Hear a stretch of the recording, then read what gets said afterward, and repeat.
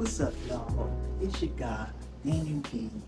Back with a brand new book review, part two of the 2 for special. I know I took 2 days to do it. Really shouldn't have called it 2 for special, but anyway, yeah. Today I'm reviewing The Alchemist by Paulo Coelho. Paulo Coelho. Paulo Coelho. Yeah, The Alchemist. Now, this is a very important book to me. Why? Because it helped me discover my true dreams. What do I want most out of life? What do I aspire to do? And it really changed the way how I view things in this world, this universe of ours. Oh, I'll give you a little background on myself and what my original dreams were before this whole army thing. Growing up, I always wanted to be a cartoonist. Since I was a little one, I always wanted to be a cartoonist. Matter of fact, I used to draw so much in school, I used to get in trouble for it. Yeah, in those days.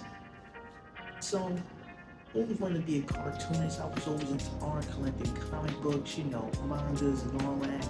And I always dreamed to have my own animated series, the way I see the world, or specifically New York. I wanted my cartoon, whatever it was going to be based in New York.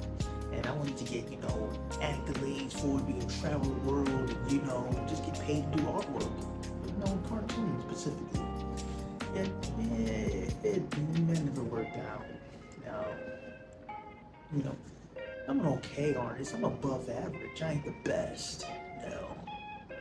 Very passionate about art, what you need to do, you need to be in order to be a good artist. But I spent 4 years in college getting a bachelor's degree in fine arts from the college of Staten Island, located in Staten Island, New York City. Yeah, I spent 4 years doing that. Got my degree in 2018. I'm like, I had a few internships at a few different galleries. That didn't really work out. They was looking to hire them full time. I'm like, what am I gonna do now? Let's skip ahead. 1 year later, boom, I go and join the army. And I'm like, why am I here?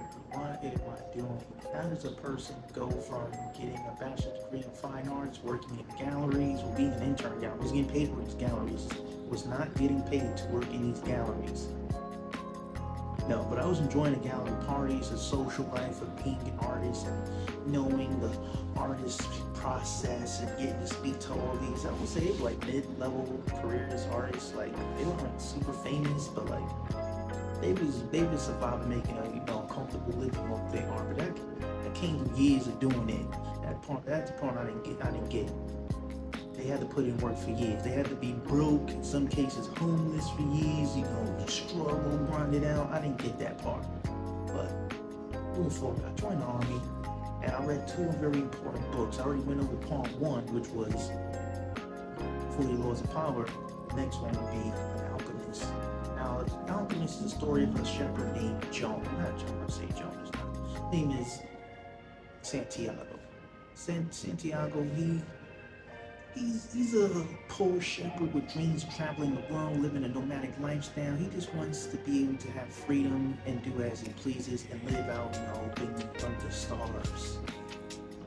He also wants to, eventually, marry the woman of his dreams while doing so.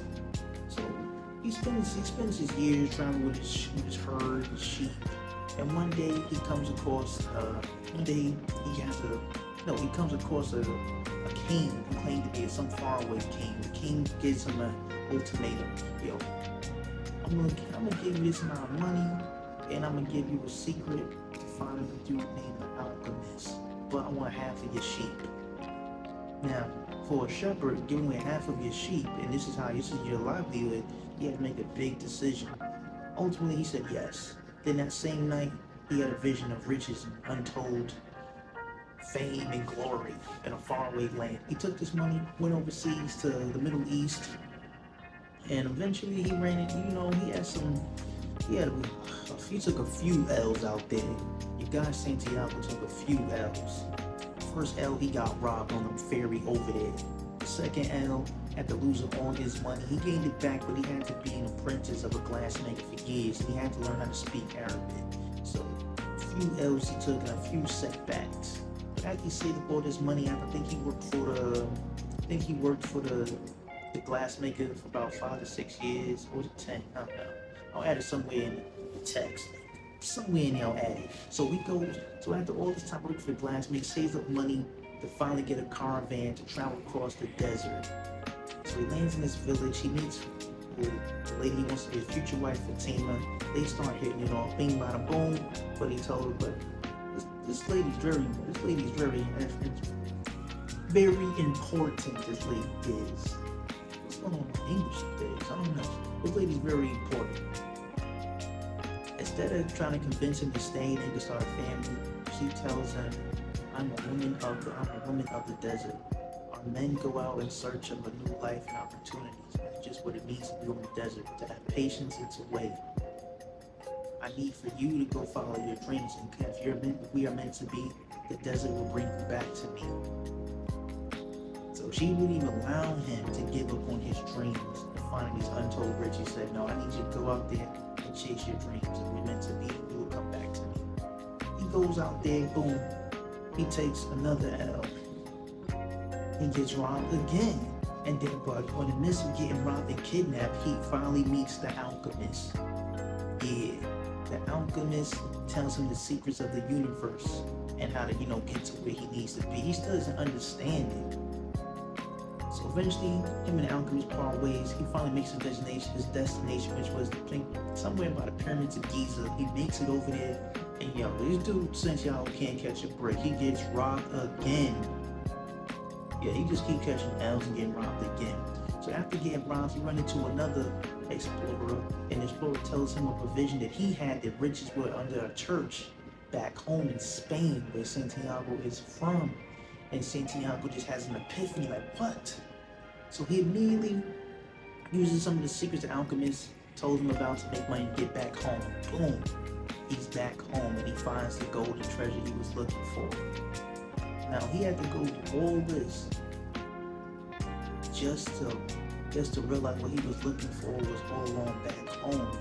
But in order to recognize his dream, he had to go through the journey to get there to make sense. It wasn't so that he wanted fame and glory and riches. He just wanted the ability to live a comfortable lifestyle while being an explorer, nomadic. He wanted to be out in the open. He just wanted to see the world. But with that came sacrifices, came setbacks that he was willing to make.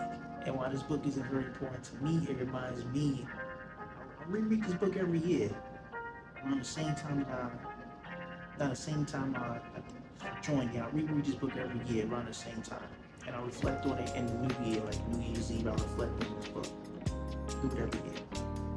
Just because it may not seem like you want to be, you have to look at the bigger picture.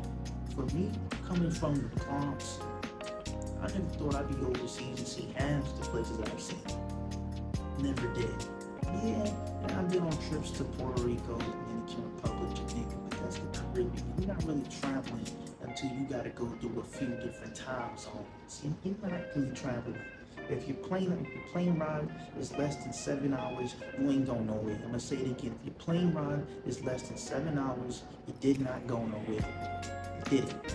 When you start reaching 8, 10, 13, 14-hour plane rides in different time zones, and when you get there, people can smoke in the airport, you win somewhere. Yeah, you win somewhere. You're really traveling now. You are officially a traveler. Yeah, so it hit me especially hard. It hit me really hard to go, I am living my dream. This is what I want out of life. When I was in London, a place I've always wanted to go, especially since a lot of the artists and cartoonists I admired growing up came from there. I'm like, I'm in a home in that Doom. Damien Hirst. This is where he made his first million, and as an artist, I'm here. I'm taking all of the scenery, and I'm like, I'm accomplishing my life's goal of being an explorer, being an adventurer, seeing the world. I'm accomplishing it, not the way that I wanted to. If I had it my way, I'd be a famous artist and a professional skateboarder. But the universe It's not working against you, it's working with you. You just have to really see the bigger picture sometimes. Like doing graffiti on the train or painting a masterpiece. You gotta step away, step back, step back, step back to see the bigger picture. And that's what this book allowed me to do. Allowed me to just take a breath, back away from the picture, and see the larger scene, see the larger picture. And that's why I like this book so much, The Alchemist. If you're a person right now, you don't know what you want to be in life, or you're questioning where you are right now, you're making the right decisions, you're not realizing your true potential here on this planet, in this dimension, here in this universe, multiverse, you get even bigger.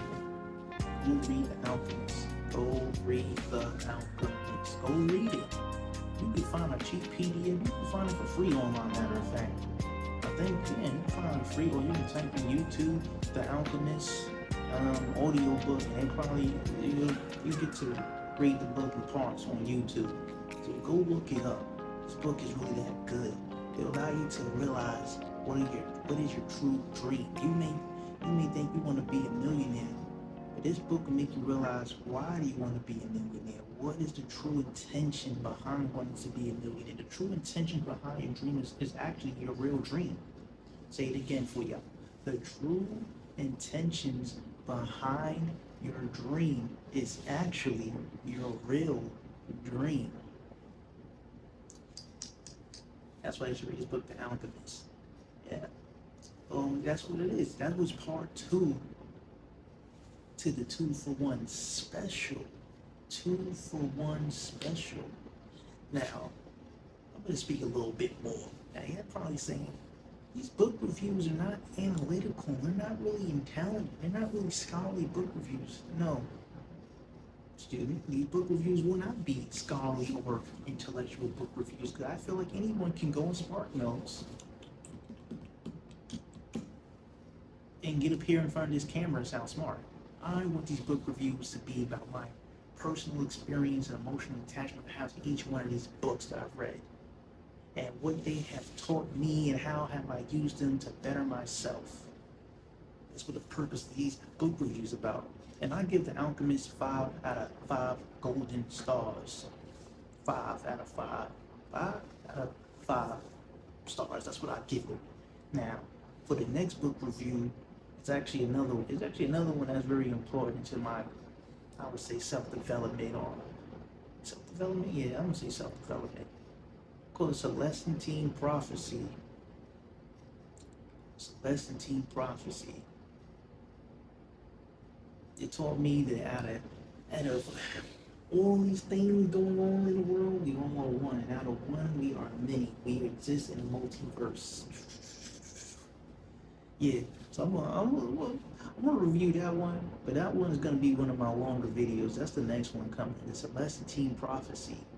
Yo, that Celestine Prophecy is gonna have your mind thinking in different planes.